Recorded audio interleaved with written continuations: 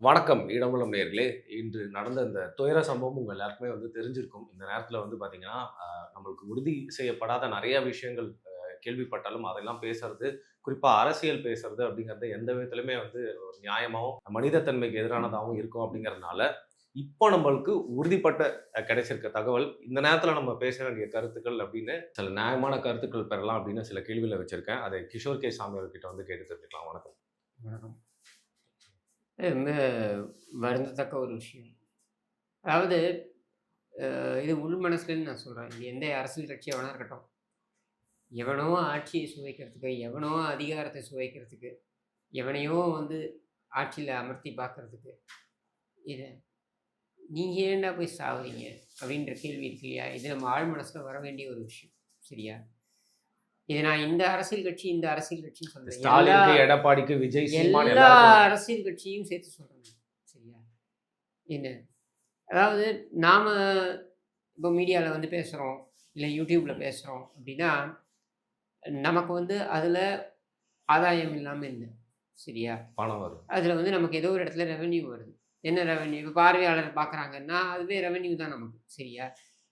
ஆனா இது எதுவுமே இல்லாம தலைவா நீ வா, தலைவா நீ வந்தா போதும். இப்ப விடுறாங்க பாரு. இந்த கண்மூடித்தனமான ஒரு தொண்டர்கள் இருக்காங்க. மக்கள் அப்பாவிகள்ங்க.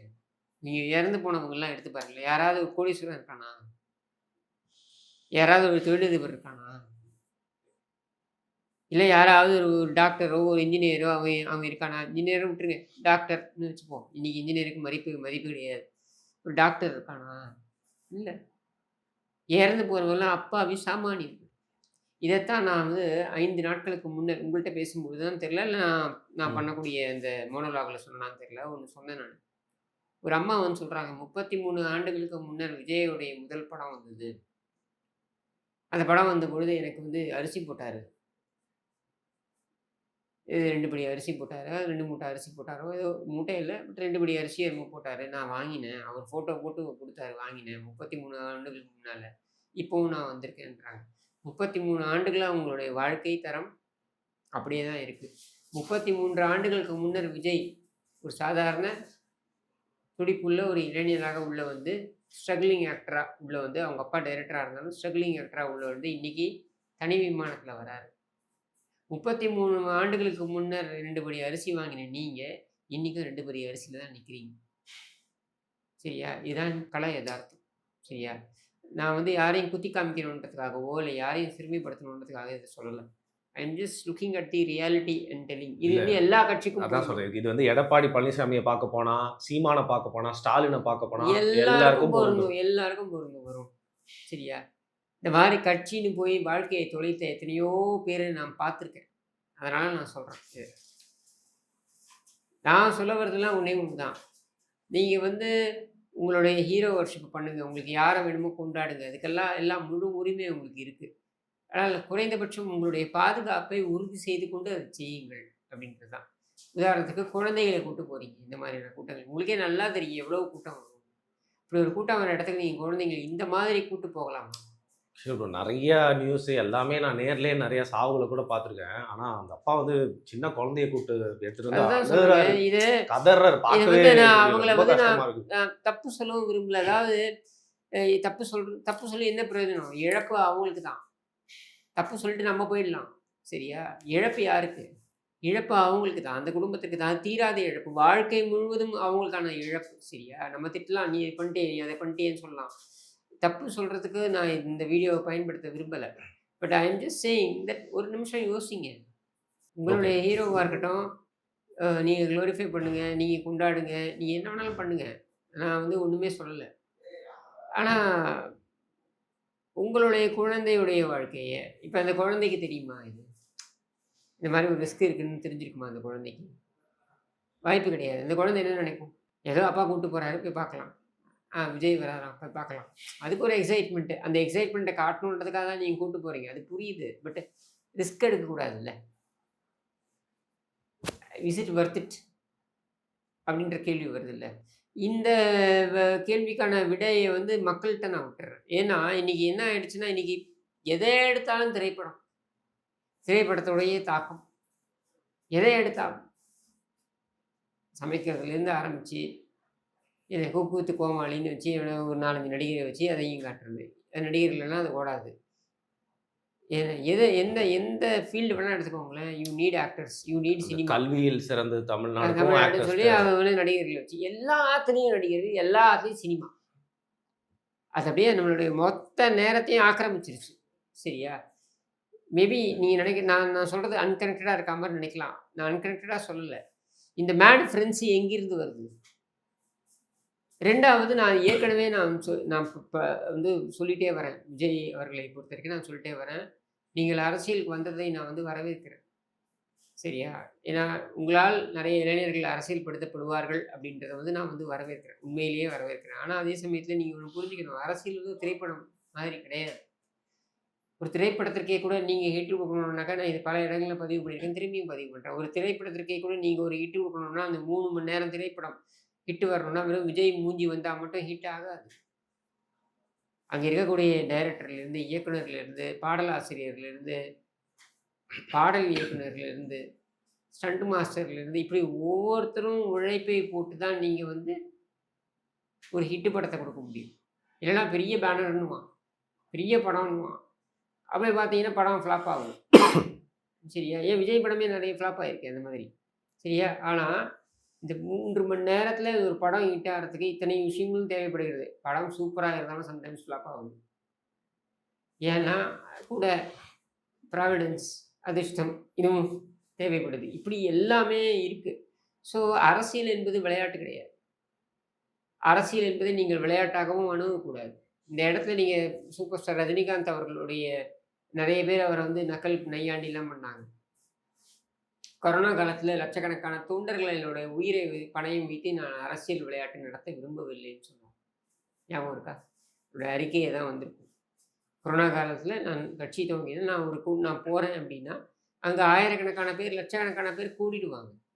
அப்படி கூடக்கூடியவர்களுக்கு கொரோனா தொற்று வருவதுக்கு வாய்ப்பு அதிகம். ஏன்னா கொரோனா சீசன் அப்போ பீக்கில் இருக்குது. அதனால் நான் அவர்களுடைய உயிரை பணயம் வைத்து என்னுடைய அரசியல் பயணத்தை நடத்த விரும்பவில்லை அப்படின்னு சொல்லி அவர் விலகினார். சரி, அரசியல் என்பது நான் பயன்படுத்தலை எல்லாரையும். அதாவது நீங்கள் அரசியலுக்குள்ளே வரக்கூடாதுன்னு நான் பயன்படுத்தலை. அதுக்காக நான் சொல்லலை. ஆனால் அரசியல் என்பது கூடுதல் பொறுப்புடன் அணுகப்பட வேண்டிய ஒரு விஷயம்ன்றதை நீங்கள் புரிஞ்சுக்கணும். இல்ல இந்த நேரத்துல நம்ம மத்தவங்க யாரையுமே வந்து கம்பேர் பண்ணியோ நான் கம்பேர்லாம் பண்ணல. பட் இதெல்லாம் நான் all these points you have to take into consideration. ஏன்னா உங்களை செயல்பட விடாமல் தடுப்பதற்கு நிறைய சக்திகள் இயங்கும். சரியா? உங்களுக்கு எதிராக நிறைய சதி வலைகள் பின்னப்படும். இதையெல்லாம் எதிர்கொண்டு தான் நீங்கள் அரசியலை எடுத்தாகணும். ஆனால் நம்மளுடைய கேள்வி என்னென்னா, இந்த தியாகங்கள் எல்லாம் யார் செய்கிறாங்கன்றத பாருங்கள். அப்படியே நீங்கள் இந்த தியாகங்களின் அடிப்படையில் நீங்கள் நாளைக்கு ஆட்சிக்கு வந்தாலும் அனுபவிக்க போகிறது யார்? விஜயை சுற்றி இருக்கக்கூடிய நபர்கள் யார்? ஆதவ் அர்ஜுன், புசி ஆனந்த், மற்ற நபர்கள் எல்லாம், நிர்மல்குமார், இந்த மாதிரியான நபர்கள் இவர்கள்லாம் எங்கே சென்றார்கள்? இப்போ இதிலிருந்து இப்போ வரைக்கும் விஜயுடைய ஒரு ட்வீட்டு தான் வந்திருக்கு. சரியா? மற்றவர்கள்லாம் எங்கே சென்றார்கள்? ஆனால் இவர்கள் தான் அனுபவிக்க போகிறவர்கள். சரி, இதில் பாதிக்கப்பட்டவர்கள் யார்? சாமானியர்கள். இவங்களுக்கு என்ன ஆதாயம் வரப்போகுது? விஜய் வந்து ஆட்சிக்கு வந்து உட்கார்ந்தா என்ன, விஜய் வந்து 2 கோடி ரூபா கொடுத்துருவாரா இவருக்கு? இவங்களுக்கு கொடுத்தாலும் போனது திருப்பி வராது. கொடுக்க போறாரா? இல்லை. சரியா? பட் ஒரு அதான் அப்பா மக்கள் வந்து வெள்ளந்தியானவர்கள்.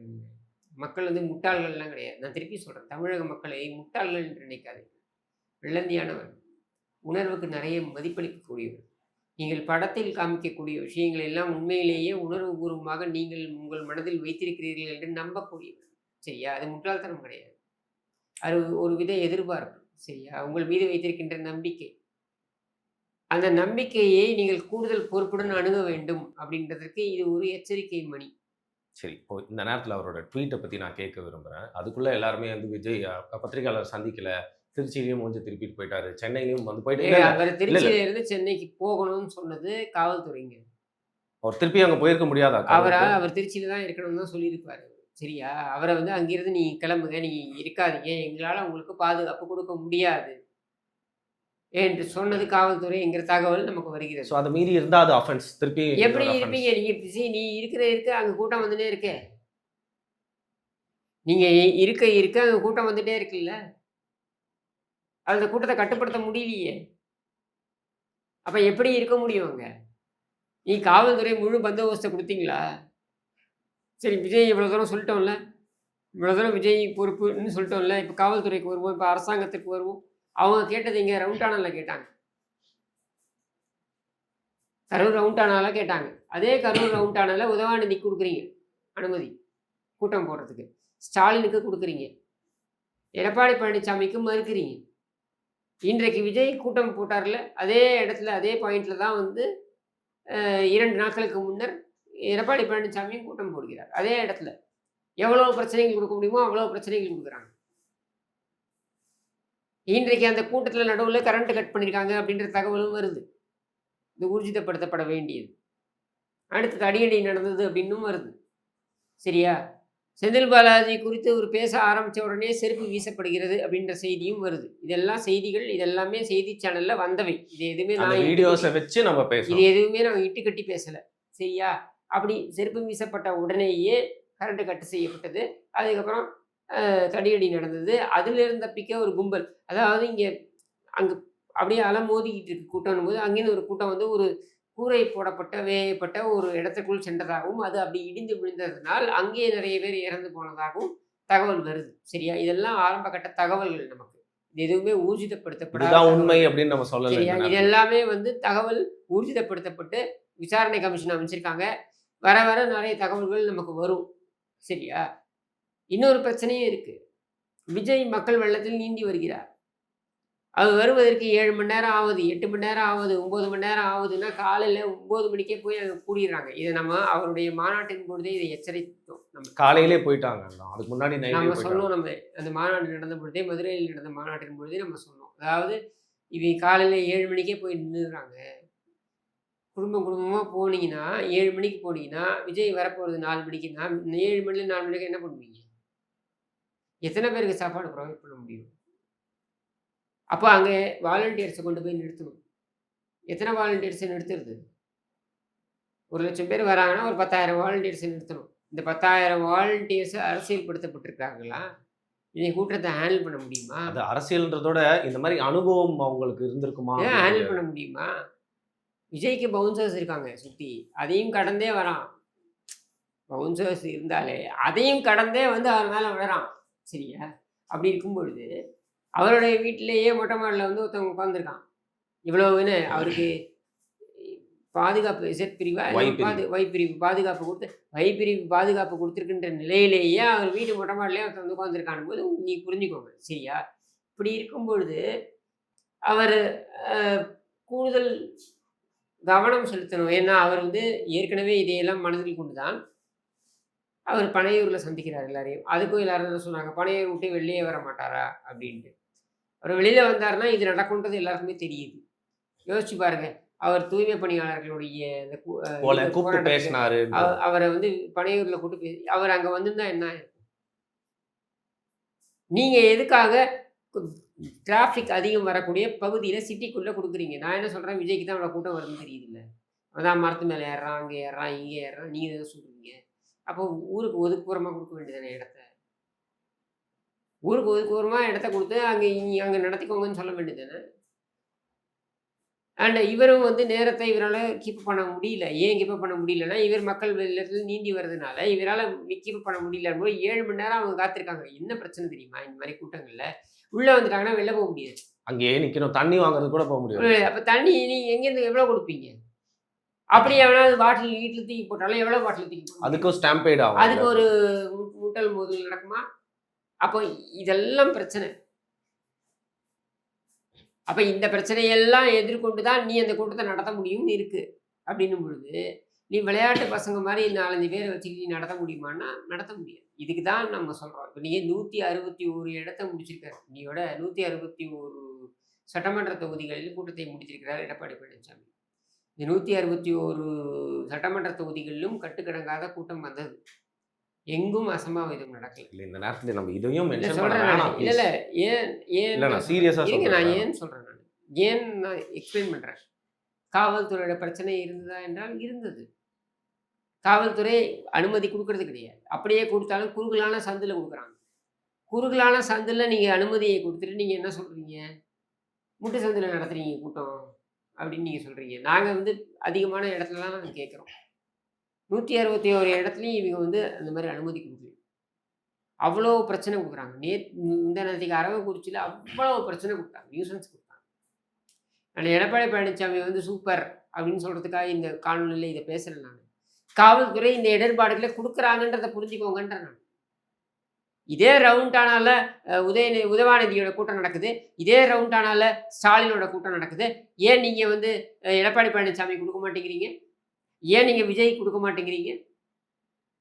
அப்போ இத்தனை பிரச்சனைகளையும் கடந்து தான் அவர் கூட்டம் நடத்த வேண்டியதாக இருக்குது. அதுலேயும் பார்த்தீங்கன்னாக்கா வேணும்னே இவங்க 4-5 பேரை உள்ள அனுப்புறது, பிரச்சனையை கிரியேட் பண்ணுறது, இதையெல்லாம் பண்ணுறாங்க. ஆம்புலன்ஸ் உள்ள அனுப்புறது, இதெல்லாம் பண்ணாங்களா இல்லையா? பார்த்தோமா இல்லையா? இதெல்லாம் அப்போ இதெல்லாம் சேர்த்து தான் அரசியல், வேறு வழியே கிடையாது. இதையெல்லாம் எதிர்கொண்டு தான் அரசியல் இருந்தாக வேண்டும். ஆனால் என்னுடைய வருத்தம் திரும்ப coming back to what I started, இந்த வீடியோவில் நான் ஆரம்பத்தில் சொன்னதை தான் இப்போ திரும்பவும் சொல்கிறேன். எவனோ ஆட்சியில் உட்கார்றதுக்கு, எவனோ அதிகாரத்தை சுவைக்கிறதுக்கு சாமானியன் கொடுக்கின்ற விலை இருக்கு பாருங்க, மிக மிக அதிகம்.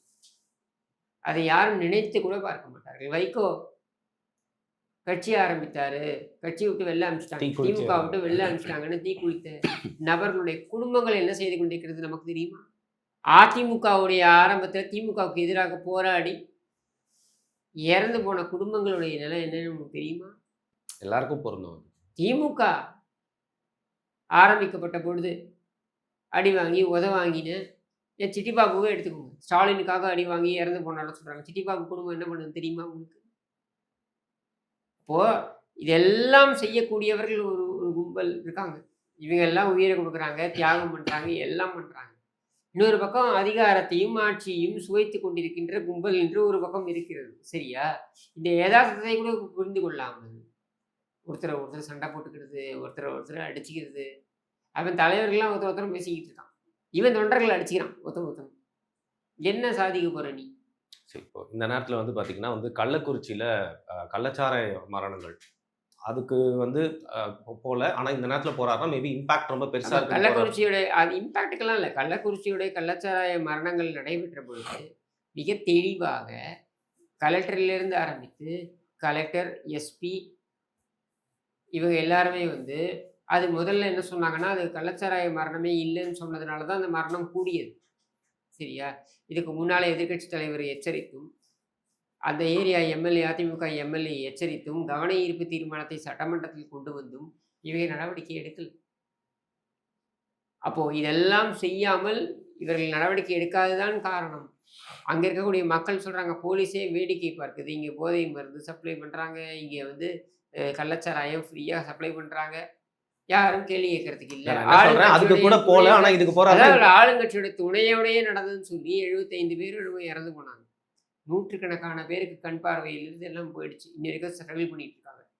இதுவரைக்கும் கள்ளக்குறிச்சிக்கு முதலமைச்சர் செல்லவில்லை. ஆனால் இன்றைக்கு கரூருக்கு உடனே செல்கிறார். போகணும், அதில் ஒன்றும் மாற்று முதலமைச்சர் போக வேண்டியதுதான், அதில் ஒன்றும் மாற்று கருத்து கிடையாது. ஆனால் கள்ளக்குறிச்சிக்கு நீங்கள் செல்லவில்லை என்பதனை இங்கே பதிவு செய்யும்.